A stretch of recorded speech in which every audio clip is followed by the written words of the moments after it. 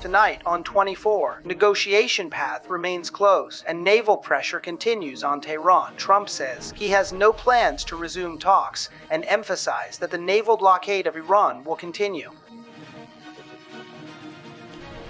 2 missiles fall into UAE waters. The country's defense ministry says it will decisively confront any threat against UAE security.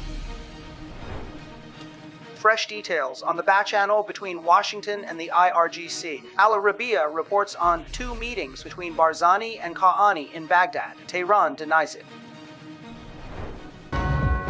Hello to you. It is 4 p.m. Tehran time. You're watching and listening to Iran International from the London studio with me, Farahnaz Espad. The headlines. And the passing of Iran international journalist and presenter Farahnaz Espad has passed away at the age of 37 after enduring an illness. From the Iran International studio, this is 24 with Fardad Farahzad. Iran International viewers in Iran and across the world, hello and good day. The U.S. president says no negotiations are underway with the Islamic Republic and no talks are planned for the future either. Donald Trump also announced the continuation of the U.S. naval blockade and said the Strait of Hormuz is open and active. Meanwhile, a U.S. official told Al Jazeera that Trump has asked his team not to hold any negotiations until Tehran is ready for a deal. Although, according to him, positive talks had previously been held with Tehran. Meanwhile, amid the ongoing tensions in the region, an hour ago the UAE Ministry of Defense also reported the detection of 2 ballistic missiles fired from Iran, and the country's officials asked citizens to stay in a safe place. In a statement, the ministry said the first missile fell outside UAE territorial waters, and the second missile landed in the country's territorial waters. The UAE Ministry of Defense stated that it will decisively confront any action that targets the security and stability of the country. Our correspondent Samira Garahi is joining us from the White House. Samira, now Mr. Trump is saying that there isn't even any talk underway with the Iranians. It's not underway, and based on what U.S. sources told Al Jazeera, despite the fact that there were positive signs from the Islamic Republic side, Mr. Trump has ordered that no negotiations take place. Yesterday, we heard from him in the Oval Office saying that what I have in mind isn't achievable in a deal. With the Islamic Republic, what we want, the Islamic Republic hasn't been able to give to the United States in this deal or in these negotiations they've conducted so far. Jared Kushner, his son-in-law, and his representative in these peace negotiations he's conducting in the Middle East, specifically now regarding Hamas or Lebanon, but can't make a deal that would be meaningful for the United States.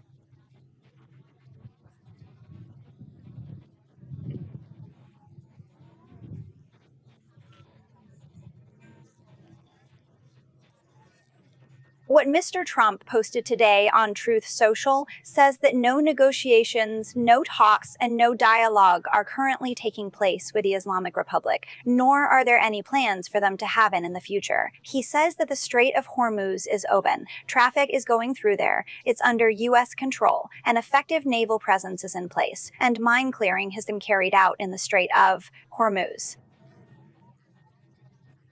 Mr. Trump says that there are no longer any mines in the Strait of Hormuz, although it's a very vague claim because, well, it had been stated repeatedly. The U.S. government itself had stated that these mines could, with the help of other countries, be cleared. Earlier, there were talks about Iran and Oman making an arrangement to do this together, but none of that happened. Right now, there isn't even any meaningful negotiation underway between Iran and Oman regarding the Strait of Hormuz. Today, the Qatari side emphasized this. Majid al-Ansari, the spokesperson for Qatar, the Qatari government, says that if the Islamic Republic and Oman reach an agreement regarding the Strait of Hormuz, at least on that, meaning in that area, there's something on paper, there's some understanding. If that gets sorted out, other things can be done from there on regarding talks between the Islamic Republic and the U.S. But we see that none of this has materialized. Mr. Trump threatened Oman yesterday. Today, the Islamic Republic is threatening Oman, and each is doing it from their own perspective. Although Mr. Trump insists that the region has been cleared of mines, fully reopened, and experiencing steady commercial transit, official maritime traffic statistics sharply contradict these claims. Data from the past 10 days indicates that the volume of inbound and outbound vessels navigating the Strait of Hormuz has dropped to minimal levels. Compounding this maritime standstill, a severe escalation unfolded today, marking the most serious security crisis since May, when the Islamic Republic targeted the United Arab Emirates with a barrage of two ballistic missiles, an aggressive military strike that shatters weeks of relative calm in the region. Even though it was hitting UAE vessels in the Strait of Hormuz and the Persian Gulf, it wasn't launching missiles or flying drones into UAE land and waters. But now we know they downed one in UAE waters, and the other was outside UAE waters. The UAE Ministry of Defense is sharing this on the social media platform X. Looking from the other side at the statements from Iranian officials, we see they are continuing these tensions because they are looking to end the fire and war for good. If we look at Mr. Arakchi's comments, they aren't looking for a ceasefire. On the U.S. side, as Mr. Trump at least emphasized again over these last 2 or 3 days, the issue is the nuclear one. Yesterday, he wrote that our primary goal is nuclear. It's really not clear whether the two sides in this situation are even talking about the same thing or not. Those comments that Ghalibaf made, that demands that the Islamic Republic is laying out to open the Strait of Hormuz here in the U.S., there is currently no indication that anyone is hearing about this, nor is there any intention whatsoever for the Trump administration to actually carry out these specific actions. Furthermore, none of this policy is actively being discussed by the broader United States government. Instead, Mr. Trump took an entirely different action today on his platform, Truth Social, where he publicly posted a photograph featuring the late senator. He noted that a picture was taken just a few weeks ago while they were having a good time together, drawing attention to the hat Senator Graham was wearing, which prominently reads, "Make Iran Great and Glorious Again." Mr. Trump is drawing attention to that side again, and in another post, he published a photo of the Strait of Hormuz, writing that this is part of the territory. Actually, these are all a photo and a graphic, showing it as part of U.S. territory. Today here, it seems like our main story is that U.S. officials are speaking contagiously, contradictorily, without thinking, because one official tells Al Jazeera that there is no contradiction in our messages to the Islamic Republic. It's that they don't think that in these circumstances, what they're after can be achieved through negotiation and an agreement with the Islamic Republic. They all said this. The informed official, Mr. Trump himself, Mr. Kushner, that it's unlikely the Islamic Republic can provide them with anything that makes sense to us. Thank you, Samira Garai, my colleague joining us from the White House in Washington. In Tehran, the deputy foreign minister of the Islamic Republic, reacting to the image published by Trump about the Strait of Hormuz, described the U.S. president's statements as an illusion. Kazem Gharibabadi said this U.S. stance on the Strait of Hormuz will be corrected soon. At the same time, Mohammad Bagher Ghalibaf also said the Strait of Hormuz will not be opened until the Islamic Republic's demands are met. To state the matter with absolute clarity, as long as the United States fails to fully and transparently execute its formal commitments under the signed agreement, including the suffocating blockade, unfreezing sovereign assets, removing oil export sanctions, and ending all military threats and aggressive operations across every front, alongside all other negotiated terms to which Washington explicitly committed, the vital strait will firmly remain closed to all maritime navigation and commercial passage. Hoshang Hassimyari, Middle East and military affairs analyst from Canada, and Aram Hissami, professor of political science at Montgomery College from Maryland, are with us. Mr. Hissami, I'll start with you. Mr. Trump says at this moment there is no longer any dialogue ongoing with the Iranian side. That's a piece of information he's giving us, but the problem is we don't know. Tomorrow at this exact time, I might be talking to you, and Mr. Trump might say very good talks are underway with Tehran. Historically, global financial markets and foreign governments rely on a degree of predictability from a superpower like the United States to effectively plan long-term strategies. However, this escalating unpredictability surrounding the future roadmap of the conflict with Iran raises serious concerns. How much longer can this period of destabilizing geopolitical tension realistically continue? Interestingly, a recent Reuters poll revealed that an overwhelming 80% of Americans believe any armed conflict with Iran would inevitably turn into a grueling, long-term war. Looking closely at the broader picture, the primary takeaway from any short-term military scenario, whether framed as a 12-day, 14-day, or 28-day campaign, is that the United States currently possesses neither a viable military solution, a functional political resolution, nor an effective economic remedy for this escalating crisis. This clear strategic stalemate is precisely why Trump frequently pivots to forceful rhetoric, repeatedly asserting that Iran will never be permitted to become a nuclear power. However, the core dilemma facing policymakers today is not primarily the Islamic Republic's nuclear capabilities, but rather the volatile situation and geopolitical vulnerability surrounding the crucial maritime choke point of the Strait of Hormuz. Furthermore, the Islamic Republic of Iran is delivering an unmistakably direct message to both the United States and its regional allies. The first key takeaway is that Washington lacks the capacity to guarantee your security within our local sphere of influence. Second, Iran is signaling that no diplomatic progress or stability can occur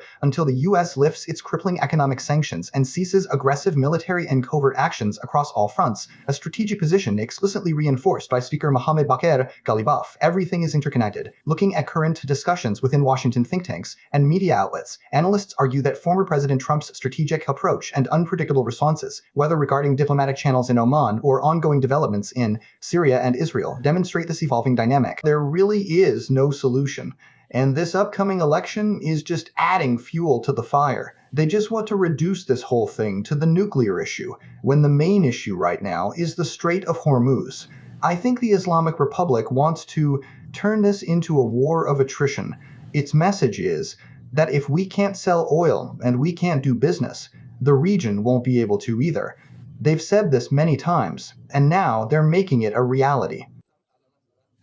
You have to look closely at Trump's words in terms of who his audience is. Like you said yourself, the issue is that he is supposedly playing 3D or 4D chess. Well, I shouldn't say chess, a 3D or 4D game of backgammon with the media, his own administration, and regional governments, which is really just political talk. In reality, he is just projecting confidence. The fundamental problem is that they haven't found a viable political solution. They clearly don't have an effective military solution either, and their economic approach hasn't worked so far. If these sanctions were going to work, they definitely would have worked by now.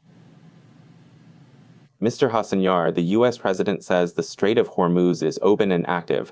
I know, and you know, that this is a far cry from reality. Even though a few scattered ships are passing through, it's a long way from how open it was before the war started. And as for being active, depending on how we define it, that doesn't seem to be the reality on the ground. Another point he made is that it's been cleared of mines, and there's no longer a military threat there. Can we really count on that? If minesweeping was supposed to happen, I guess U.S. naval ships would have had to move through this strait with enough freedom of movement to carry out the operation. Did that actually happen? Warm greetings to you, Mr. Farzad, Mr. Hassami, and the noble, brave, and history-making nation of Iran. If we carefully analyze the maritime developments over the past few days, the volume of commercial ships navigating through the strategic Strait of Hormuz under United States Navy escort has noticeably declined compared to last week or 2 weeks ago. Consequently, one cannot confidently claim that the waterway remains fully open and that normal maritime traffic is proceeding as usual. Furthermore, when Donald Trump publicly discusses potential minesweeping operations in these critical waters, it should perhaps be viewed simply as analytical speculation rather than reality. This development implies that coalition forces or naval authorities may have successfully cleared naval mines from specific sectors of the Strait of Hormuz, most likely within the southern shipping lanes near the coast of Oman. However, the primary operational challenge persists in the narrow northern region, which borders Iran's territorial waters. In this critical sector, the Islamic Revolutionary Guard Corps has deployed a substantial density of sea mines to deter foreign maritime traffic. Consequently, ongoing debates regarding whether the strategic waterway is strictly open or closed lose all practical credibility. The current security environment remains severely compromised. Naval operations have by no means returned to pre-war normalcy. Furthermore, maritime conditions are vastly different from the conditions observed just 2 or 3 months ago, rendering standard commercial navigation near the Persian Gulf highly precarious for international shipping vessels. From my perspective, what appears to have been extensively discussed within the Trump administration as a decisive resolution and likely agreed upon, is that no viable alternative exists short of an all-out war. Such a confrontation would fundamentally paralyze the Islamic Republic, creating the necessary conditions for the Iranian people to rise up, take center stage, and ultimately overthrow the ruling regime. Without such a comprehensive strategy, we will remain trapped in this endless, ineffective cycle of back-and-forth hostilities, diplomatic openings and closings, and limited nighttime airstrikes similar to those witnessed in recent years, alongside the retaliatory proxy operations routinely carried out by the Islamic Republic, none of which truly alter the balance of power or bring about any meaningful permanent change in the broader region's overall security landscape. Recent aggressive actions directed against international shipping lanes, most notably the series of deliberate attacks executed even beyond the strategic confines of the Strait of Hormuz within Omani territorial waters, clearly demonstrate that a peaceful political resolution remains entirely out of reach. Simultaneously, the unrelenting pressure of severe economic sanctions, coupled with the suffocating impact of a comprehensive naval blockade, has driven the Islamic Republic's financial status deep into an unprecedented state of crisis. Indeed, this economic distress is well documented and explicitly acknowledged within President Pezeshkian's own public statements and official remarks. Consequently, the regime finds itself stripped of viable diplomatic alternatives, leaving no practical recourse unless that ultimate military confrontation finally erupts. Should such a confrontation occur, it will inevitably usher in a drastically altered geopolitical framework, a new reality in which the United States, almost certainly supported by Israel, will act in its operational landscape. There is simply no scenario where they fail to emerge victorious in that conflict. While today's tensions might appear geographically confined to critical maritime choke points like the Strait of Hormuz or Bab el-Mandeb, the broader and far more significant strategic issue revolves around how major rival powers, particularly China, perceive American influence and military dominance on the global stage. Consequently, I believe an all-out war is ultimately inevitable when political figures like Trump declare that the strait remains fully open, while Iran's IRGC asserts it is strictly closed. These opposing claims clearly demonstrate that the surrounding geopolitical crisis is escalating to an exceptionally severe degree. Mr. Hassami, both from Tehran and Washington's rhetoric, and from the actions they're taking, from these renewed, intensified attacks by Iran on ships, or those 2 missiles they launched at the UAE, to the tenders the Pentagon is putting out right now to get more equipment, the military posture, the movement of planes and military ships, everything seems to indicate that both sides know a major confrontation might happen sooner or later, but it's pretty much bound to happen. Honestly, I find myself questioning what this escalating confrontation actually aims to achieve in the grand scheme of things. If up until today, after 38 continuous days of intense warfare, relentless military strikes have been exchanged between 2 formidable and heavily armed nations, it seems entirely plausible that both the United States and the Islamic Republic are committing severe strategic miscalculations. In reality, the mounting economic blockades, disrupted international supply chains, and severe damage inflicted upon both regional and global financial markets are deeply concerning. The pervasive atmosphere of insecurity created by these hostilities poses massive risks, and over the long term, this volatile situation could easily devolve into a devastating, drawn-out war of attrition with no clear victors. Furthermore, the necessary political will simply does not exist within America to pursue an all-out military assault, making a direct confrontation highly unlikely in my opinion. Looking at the situation from another perspective, any further expansion of this war places the entire region at significantly greater risk. We are already witnessing how fragile stability is, as ongoing conflicts such as the precarious deals regarding Gaza, Israel's targeted strikes in Syria, and renewed Houthi attacks against Saudi Arabia threaten to spark a much wider regional escalation. I am also framing this discussion in terms of the broader global order. For decades, foreign policy analysts debated whether our international system was shifting toward a multipolar model, questioning if new powers would emerge to replace the Soviet Union and the United States,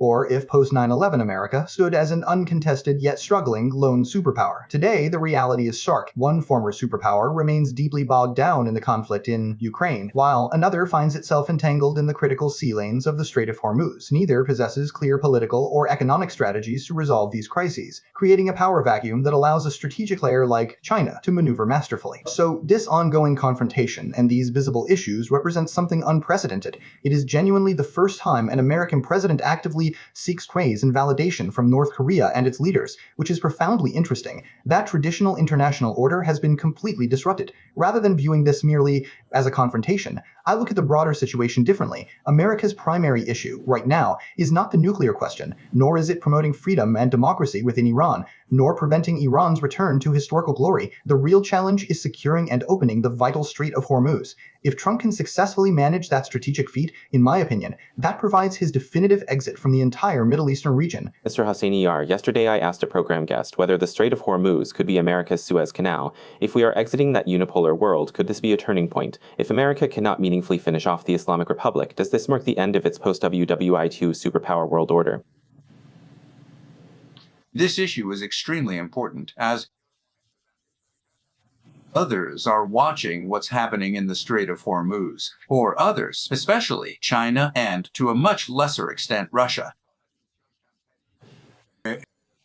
Furthermore, this dynamic heavily impacts the Europeans and, even more definitively, the Arab nations of the Persian Gulf and the broader Middle East. Consequently, America must emerge completely victorious from this conflict. Failing to win would inflict devastating consequences on standing American influence and power worldwide. Crucially, if American authority wanes, a rival nation like China simply lacks the capability to fill that strategic power vacuum. When you examine the actual geopolitical numbers, economic metrics, and the historical precedents of managing distant military operations far away from home, all of these structural advantages remain overwhelmingly in favor of the United States. What's important in this, maybe as a question, is whether Trump has a grand strategy, or if this so-called strategic ambiguity that exists indicates confusion. But in the end, there will be war, there's no doubt about it. Regarding the 38-day war, Israel hadn't participated in that war altogether either. It was in the 12-day war that it was very, very successful against the Islamic Republic.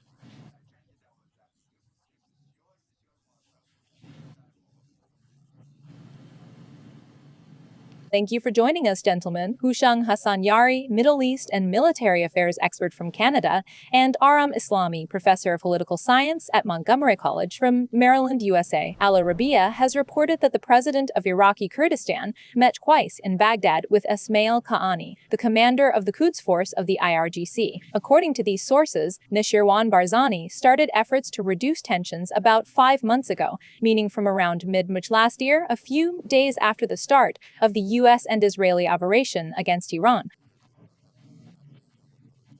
The spokesperson for the Kurdistan presidency also confirmed the existence of these contacts. Earlier, Axios had reported on the creation of a communication channel between the U.S. and the IRGC, mediated by Barzani. Farzin Karbasi, political analyst and journalist, joined us from Suleimania. Mr. Karbasi, with every passing day, more information comes out that reinforces the likelihood of this communication channel's existence. Almost by now, the Americans have also firmly confirmed it. Why do you think the region got involved in such a mediation game between the IRGC leadership and Washington in the first place? Look, it wasn't actually a case where the Kurdistan region wanted to take the initiative on its own. Rather, this was a pressing need that the Americans had at the time.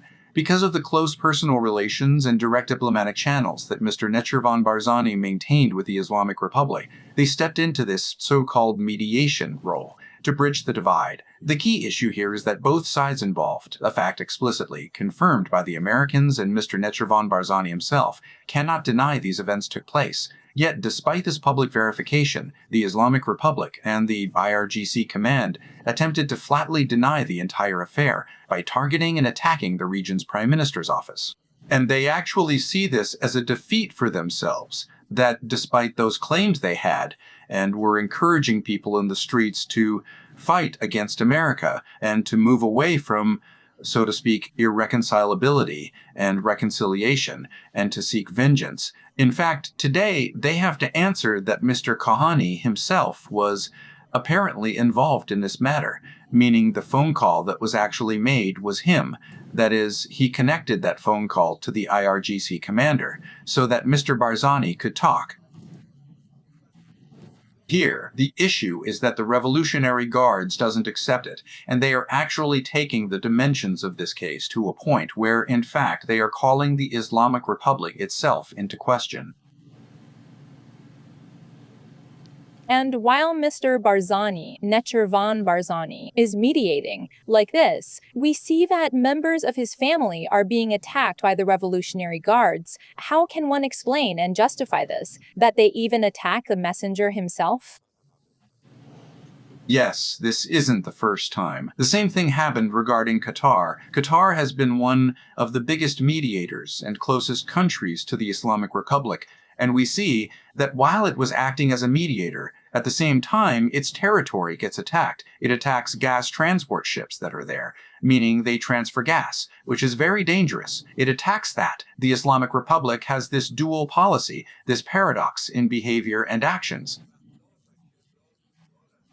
By keeping up that posture, they deliberately seek to maintain a menacing, warlike public front, while simultaneously operating quietly behind the scenes to do whatever serves their strategic interests. For example, they are consistently prepared to dispatch the Quds force commander directly into Iraqi territory, sending him to Erbil or Baghdad, despite significant regional friction. This takes place even after Mr. Zaidi issued a firm warning to Mr. Qaani, declaring that uncoordinated visits to Iraqi sovereign soil are strictly prohibited. Yet Qaani stubbornly proceeds regardless, repeatedly crossing borders without authorization to actively facilitate vital diplomatic channels that connect Mr. Nechirvan Barzani with both the United States and the Revolutionary Guards. On the other hand, if you ask the Iranians, meaning the Islamic Republic side, maybe they would say this contradiction can be seen in the region as well. On one hand, Mr. Nechirvan Barzani comes to Ali Khamenei's funeral service and praises him, while on the other hand, well, the region is a haven for many Kurdish groups opposing the Islamic Republic.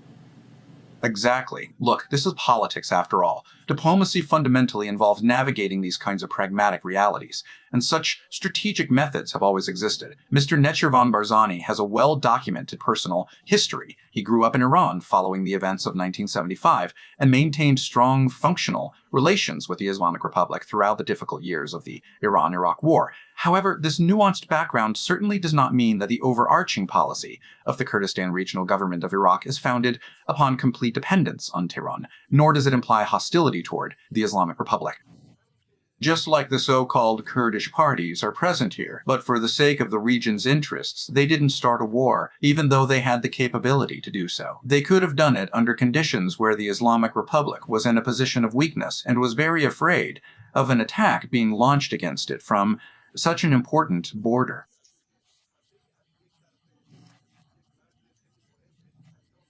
But they didn't do it. After all, these interests exist, and in my opinion, the regional government has managed to maintain this so-called balance in the middle, even though the Islamic Republic doesn't keep its promises and attacks them.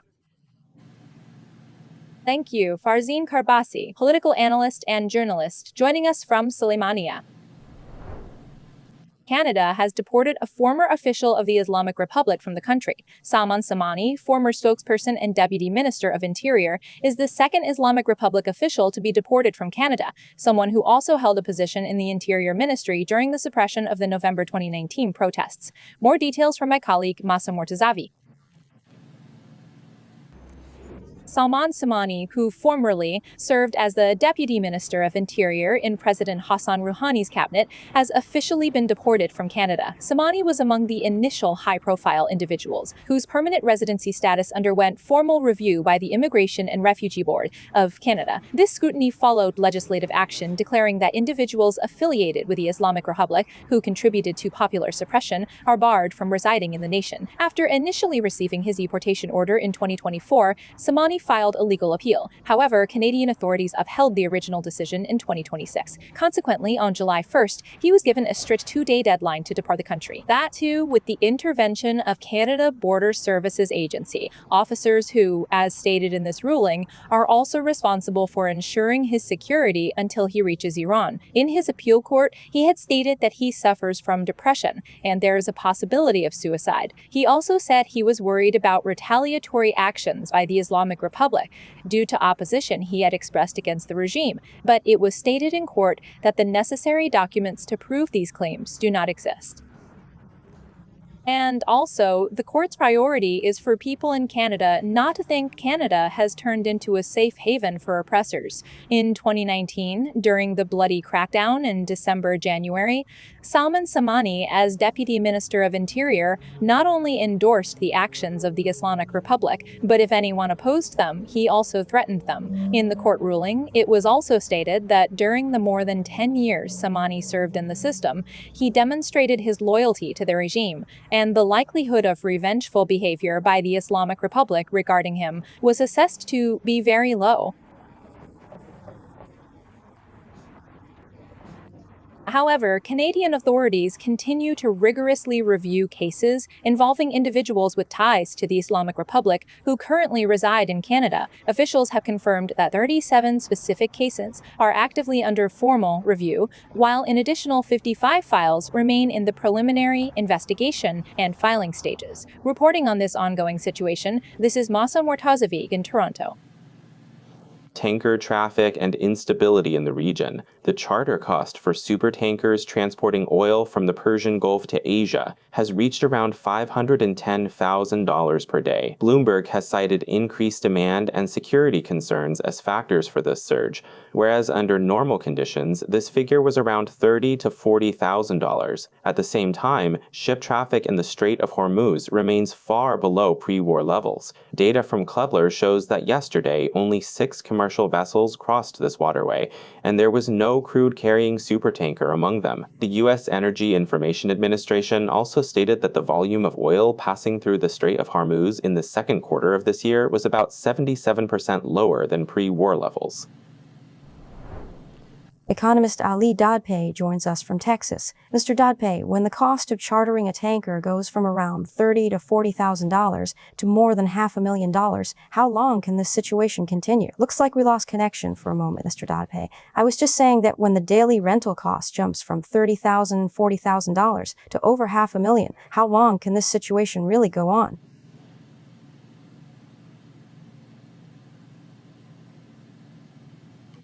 Mr. Dadpei, we couldn't hear you, but now we can. Okay. Hello to you. Am I connected? Sorry about that. This is Farzad here. Can you hear me now? Yes, loud and clear. Perfect. Well, warm greetings to you and sincere regards to my dear compatriots watching today. Look, what we are seeing across the global energy market right now is an immediate factoring in of severe risk and the compounding expenses resulting from the ongoing war. That explains why in practically every operational area, whether we look at maritime insurance premiums that were previously negligible and have suddenly surged to nearly 10% of the cargo's value, or the escalating crew insurance and emergency personnel expenses stemming from active conflict zones, everything is being aggressively baked into global oil shipping rates. Looking ahead from this point, 2 distinct paths or potential trends can realistically be envisioned for the immediate future. The first trend is, well, if this situation continues, which means oil shipping is going to be way, way more expensive than in the past, and no one is going to move oil products and refined goods cheaply. In this scenario, Iran's own economy will take a hit too, since it imports a large portion of its gasoline. And if at some point the naval blockade is lifted, but this state of neither peace nor war, and the targeting and attacking of tankers and ships in the Persian Gulf and the Sea of Oman continues, Iran's own economy will have to pay much higher costs for both oil exports and gasoline imports. The second trend is that this situation comes to an end.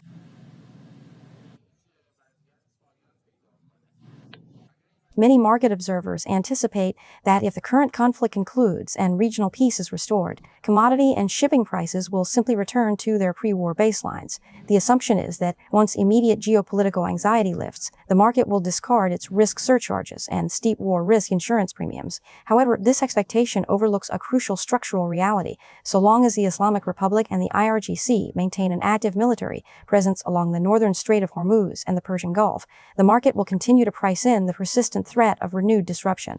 Consequently, while war risk insurance premiums and related security costs will naturally decrease during peaceful periods, they will not drop to zero, leaving a permanent risk premium embedded in regional pricing. Furthermore, the market is unlikely to ever revert to its pre-war equilibrium. A third plausible scenario exists within this ongoing trend: a peace settlement where the current Islamic Republic regime ceases to exist in its current form, giving way to an Iranian government that operates with rationality and adheres to international law and global norms. Such a shift would not require Iran to surrender its sovereignty or relinquish its legitimate rights over transit through the strategic Strait of Hormuz. Instead, it implies a fundamental change in methodology, abandoning reliance on raw brute force, ballistic missile launches, and hostile attacks against commercial vessels and oil tankers to assert its regional maritime authority. In this case, well, the market sees itself dealing with a rational actor. War risk is eliminated, and oil transportation costs drop significantly. Maybe that transit fee gets added on top of it, but there won't be any need to worry about things that aren't going to happen.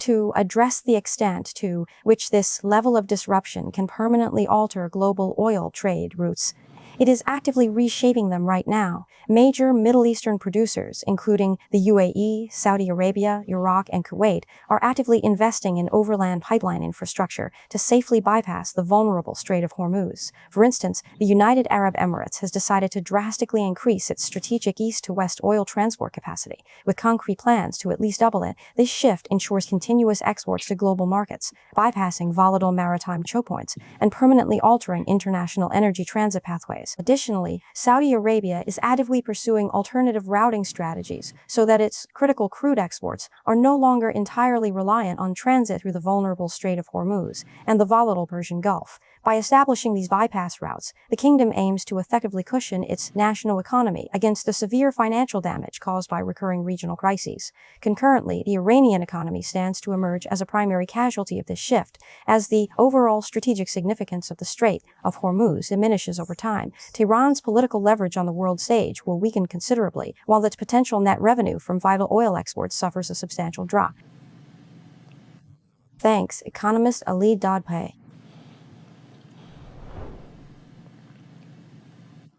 My dear, good, and kind colleague Farahnaz Espad, journalist and presenter at Iran International, passed away at the age of 37 after enduring a period of severe illness. Farahnaz was born in March 1989 and started her collaboration with Iran International 8 years ago. Good afternoon, it's 16 Tehran time. You're watching Iran International live from London with Farahnaz Espad. Here are the top headlines. She was one of the hard-working, professional, and Iran-loving journalists who began her treatment steps 2 years ago after being diagnosed with cancer and was unable to continue presenting programs and media work. 2 years ago in the summer, Farahnaz announced her advanced cancer diagnosis and the start of her treatment by posting a video on her Instagram. Let's listen together to what a number of our colleagues had to say about her. I find myself utterly at a loss for words during what is undeniably one of the most painful moments we have ever faced here at Iran International TV. I truly never anticipated that speaking about Farahnaz would prove to be so heartbreakingly difficult, especially since being around her was always so effortless. She was the absolute definition of grace, elegance, and pure poise. If ladyhood had an image, it would undoubtedly be her. He remains remarkably dignified, eloquent, and well-spoken, while offering a kind, calm, caring, and professional presence. Farahnaz was the meaning of every single one of these traits. She was one of those few people in whom good human qualities were so strong and prominent that sometimes you had to think there must definitely be a secret behind it. For instance, she was amazingly respectful and calm, and kind, positive, hopeful, smart, and strong. You don't know how much you're missed, and how hard your absence is. I chose to wear a pristine white shirt today to honor all the luminous, unforgettable memories we shared during our time at Iran International. Throughout those days, you truly embody pure goodness, warmth, and unwavering kindness. I fondly recall reviewing so much good news alongside you, especially the incredible day when Iran defeated Japan in the AFC Asian Cup. Rest in peace, dear friend. Farahnaz's name remains the most cherished, shared memory among all our colleagues. Whenever Farahnaz and I spoke, our conversations invariably turned to cats. She possessed a vibrant spirit and was deeply in love with life itself. But above all, Farahnaz was endlessly in love with cats. She was a deeply devoted animal lover. I fondly remember that whenever we caught out to share news, we always took time to talk about her beloved cat. Farahnaz Espad was truly an extraordinary human being, and immensely caring, kind-hearted friend, and a remarkably hardworking colleague who made every interaction meaningful. If I want to say something about Farahnaz, I have to say it's as if pain had taught this lovely friend of ours to be kind, to be patient, to be forgiving, and these very things made it so that none of our colleagues, none of her friends, had even a tiny bad memory of her. The nature of newsroom work is very, very tense. Here, even if you want to work with your best friend, you'll definitely run into issues with them some days. Somewhere your temper flares up, somewhere you have a good day, somewhere you have a bad day. But Farahnaz was an amazing person. No one can ever remember a bad memory of her. You could barely do anything to get into conflict with her. No matter how hard you tried, it just wasn't possible. I remember when we started in the economics section, she was our first presenter, and we worked closely together. I will never forget her delivery, her methods, her warm collaboration, and the hard work and perseverance she had to help the economics program actually get off the ground. For the past 2 years, was deeply felt by everyone in the Iran International newsroom, and now we must bear the heavy weight of her permanent loss. I sincerely hope that wherever her journey has taken her, she is finally resting in peace. May she know that she will forever hold a truly cherished place, not only in my own heart, but also in the hearts of all her dedicated colleagues here at Iran International. The last time I saw her resting in that hospital room, scarcely less than a month ago, she still held on to a quiet, gentle hope. Reports indicate her doctor advised that chemotherapy treatments are unfortunately no longer proving effective. Laughing, she told me, "He tells me, why do you want to do chemo? It'll ruin your skin." I told her, regardless of what the doctors say, what do you want yourself? You've been fighting for 2 years. Do you still want to keep fighting? She said yes. Today, the Iran International newsroom mourned a patriotic colleague and friend whose presence brought comfort and whose kindness was boundless. Believing you're gone is so hard, much harder than anything we could imagine. Your name and memory will always stay with us, my dear Farahnaz. Farahnaz Espad, a young and professional journalist and presenter whose absence I am certain will be deeply felt across the journalistic community, both inside and outside the country. I offer my condolences to the respected Espad family and her husband, Behnoud, and I am certain that the memory of Farahnaz Espad will always remain with us. I had always heard that angels belong in heaven, but because we had Farahnaz on earth, we didn't feel that. Now that Farahnaz has gone to heaven too, I'm sure that angels belong in heaven, not on earth. Farahnaz will never be forgotten. Her place is forever engraved in our hearts as someone we started and continued with on this path full of danger, and at some point she left us. She will definitely always stay in my heart. Her memory, herself, her beauty, her laughter, and her kindness. May her journey be filled with light, and may her memory be cherished. May her gentle soul rest in eternal peace. Dearest Farahnaz, wherever you might be right now, please know that we all miss you deeply every single day.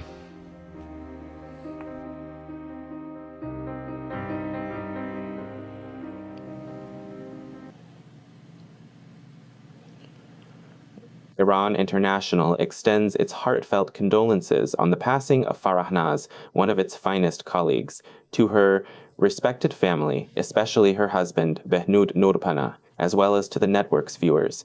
Thank you for watching 24 Tonight.